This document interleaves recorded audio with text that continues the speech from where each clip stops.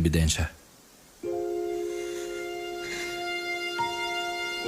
Anong gusto mong gawin ko? Mukhang wala na akong magagawa pa. Ikaw ang tinuturo ng lahat ng mga ebidensya. Kung aamin ka sa kasalanan, maaaring bumaba ang sintensya mo. Kahit pa wala akong kasalanan? Humihingi ng katarungan ng pamilya. Kung hindi ka pa aamin, baka lalong lumala maging parusa sa'yo.